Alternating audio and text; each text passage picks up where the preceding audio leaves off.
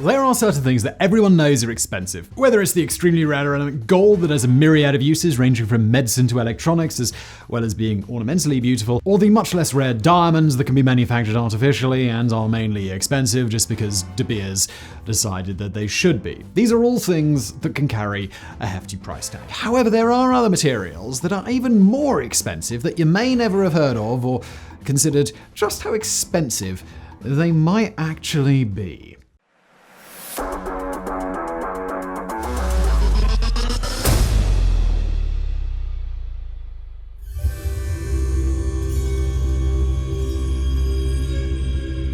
Have you ever walked out of a movie theater, hotel, or school, looked up at the cheap-looking plastic or aluminum exit sign and thought to yourself, that probably cost upwards of $1,000?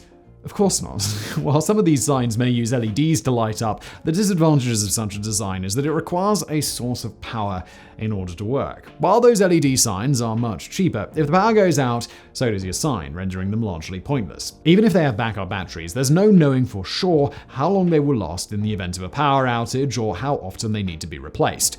Enter the radioactive isotope Tritium. Tritium is the third isotope of hydrogen. It produces very low levels of radiation. The radiation from tritium is not harmful to humans, but it's radioactive enough to luminesce. That makes it useful for such things as self-illuminating exit signs or watch faces. It can also be used as a tracer for biomedical research. So why would a cheap-looking exit sign cost so much? While the average sign only contains approximately 0.03 grams of tritium, the average cost of tritium is roughly $30,000 per gram. Though this radioactive isotope technically is naturally occurring, it exists as stray atoms, not something that can easily be harvested for commercial use.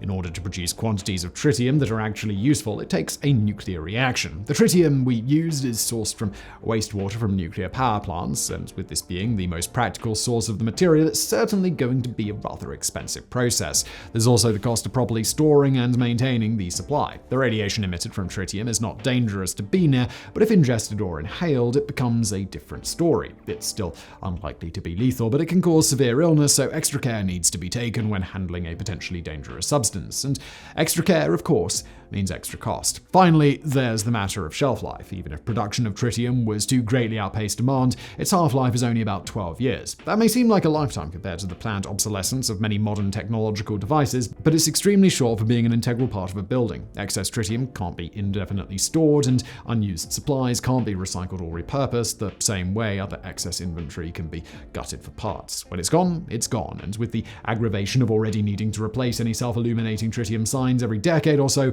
customers are only going to want the freshest materials to ensure they last as long as possible.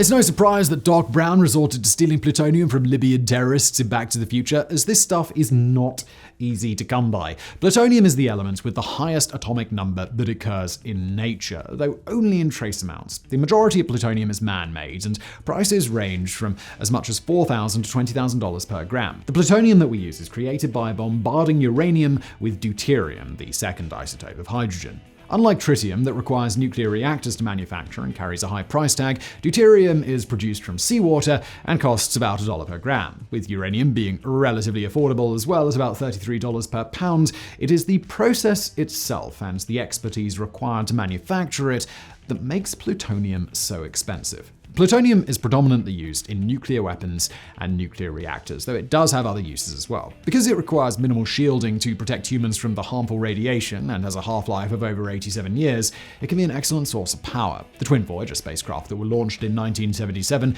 were each fitted with a 500-watt plutonium power source. Now, 45 years later, these shuttles are still functioning off those plutonium batteries, though with diminished capacity. Scientists are hopeful that they can keep at least some functionality of the crafts online until 2027 to celebrate the 50th anniversary of their launch, though their utility is dwindling. Still, 45 years and over 14 billion miles traveled on a single battery is pretty damn good. Plutonium has appeared in the medical field as well. To avoid the need for repeat surgery, starting in 1969, patients could receive nuclear pacemakers fueled with a plutonium battery. Because the half-life of plutonium is nearly that of a human life, the pacemakers were designed to outlive the owners. As of 2007, there were only 9 plutonium-powered pacemakers still in use, but they were still going strong. While there was no risk to the host of radiation poisoning from the pacemakers, the nuclear versions were phased out in favor of lithium-powered pacemakers, as they were deemed good enough and because manufacturers could buy 2 metric tons of lithium for the same price as 1 gram of plutonium. While there was a practical application for plutonium in medicine, it was also the subject of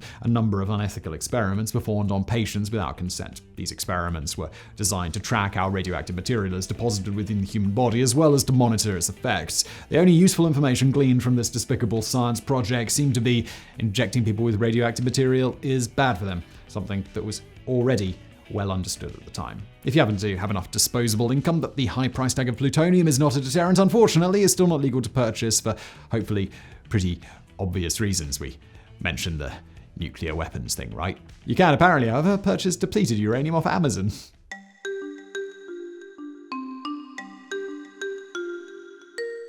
At approximately 1 million times rarer than diamond, Taaffeite is so rare that the jewelers and gemologists who originally found it didn't even realize it existed. The original Taaffeite gems that were found were believed to be spinel, a red gem that was often used to impersonate rubies in jewelry. Spinel is composed of magnesium and aluminium and is relatively rare and expensive on its own. Count Edward Charles Richard Taffer was an American gemologist who discovered Taaffeite in the most unusual of places, a jeweler's shop. In October of 1945, he purchased a number of stones from a shop in Dublin, Ireland. After leaving the shop and inspecting the gems closer, he noticed some inconsistencies with what he thought was a spinel. Most notably, the stone was double refractive, whereas spinel is not. He sent it to a lab to be tested the next month, and the results were inconclusive. Further tests in 1951 showed that it was not spinel, but rather a new, previously unidentified stone containing magnesium, aluminium, beryllium, and making it the first material to contain both aluminium and beryllium. Once it was discovered that the gemstone was an entirely new species, it was named after its discoverer, and it is the only species to ever be first identified from a cut and polished gem. So few stones are currently known to exist that they could all fit in a single cup, though more are being mined. There likely also are already more unidentified Taaffeite stones in circulation, having been miscategorized as spinels. Taaffeite has been found in Myanmar, Sri Lanka, and Tanzania. Not only is the gemstone exceptionally rare, but it is normally found alongside the also rare spinel, making them difficult to differentiate at a glance. As with all gemstones, the price varies greatly depending on the quality of the stone, but Taaffeite has seen prices of up to $35,000 per gram, and is going up. As with all gemstones, there are options available at many different price points, but the finer samples are being rapidly purchased. Taaffeite comes in a range of colors, with the brighter and more saturated stones being the most desirable. Because Taaffeite is so rare and easily mistaken for spinel, as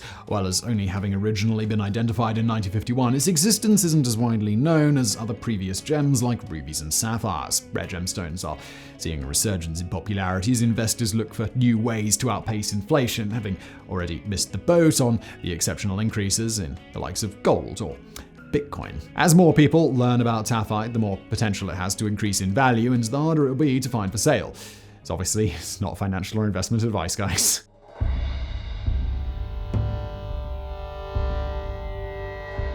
Spinal muscular atrophy, SMA, is a rare genetic disorder. It results in difficulty walking, swallowing, and breathing. When left untreated, SMA is the most common genetic cause of death among infants. For those with the most severe type, SMA1, the mortality rate is 95% by only 18 months old. SMA doesn't have such a high mortality rate, but it is extremely deadly, with most deaths resulting from respiratory problems. Now, any parent will tell you that you can't put a price on a child's life, but Swiss pharmaceutical company Novartis disagrees. That price is just over $2.1 million per dose of Zolgensma. The good news is that one dose is all it takes. Zolgensma is not a treatment for SMA, it's a cure. The bad news is that because the alternative treatment is near certain death, Novartis really has people over a bit of a barrel on this one. Zolgensma is an intravenous gene therapy medication that replaces the damaged genes that cause SMA, and admittedly, it's nothing short of a modern miracle that such a thing is even possible. Parents don't need to wait for the disease to begin to manifest itself either. Genetic testing can be done to see if a child will develop SMA, and the treatment can be provided before the child starts to suffer from the disease.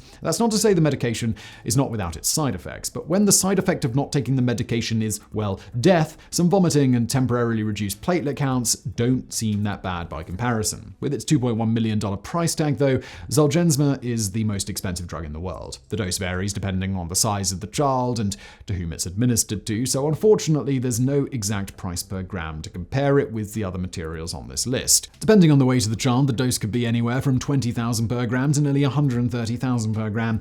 It will certainly be on the higher end of that scale, as Zolgensma is only administered to children under 2 years old, and the $20,000 per gram price is for a child weighing 55 pounds, 25 kilograms, which is over double the average size of a 2-year-old. In December of 2019, Novartis announced that it would donate 100 doses of Zolgensma per year to children in a global lottery, a decision that European healthcare regulators and patient groups referred to as emotionally burdening and ethically questionable. If gambling with your child's life isn't for you, you can always move before having children. Japan, Israel, and Qatar have all covered the cost of treatment through their public healthcare system.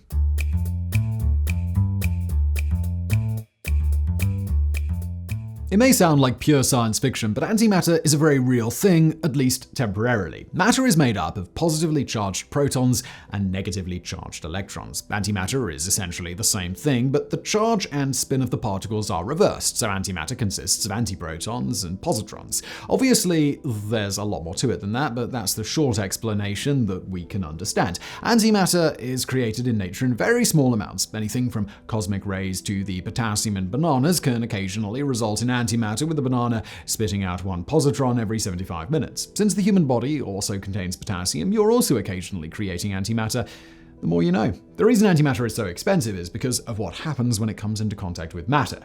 It explodes. The matter and antimatter effectively cancel each other out, creating energy instead. The energy created from a single atom isn't going to result in any noticeable effect, which is why the produce department at your local grocery store doesn't erupt into a conflagration of hellfire every 75 minutes, though a single gram of antimatter could create an explosion the size of a nuclear bomb. The cost of 1 gram of antimatter? Approximately $100 trillion and 25 quadrillion kilowatt hours of energy. There are a lot of potential applications of antimatter, including futuristic rocket propulsion systems. The problem is that there is no easy way to produce or store antimatter. There are only a few labs creating antimatter, and they haven't made much of it. Since 2002, CERN has only created 1/1000th of a gram of antimatter, which can be stored and studied using a combination of vacuums, magnets, and microwaves. If that sounds either too science fiction or too technologically extravagant, well, how about a cure for cancer? Antimatter is already used in medicine as a form of generating high-resolution images of your body, but it is being experimented with in fighting cancer as well. Targeting tumors with beams of particles has already been employed as a form of treatment, but research is taking place to supplement that beam of particles with antimatter particles. This technique has already been used with hamsters and found to be effective, but no studies have taken place using human cells yet. Given how expensive antimatter is to manufacture, perhaps we should all start eating a lot more bananas. Just to be safe. That's how it works, right?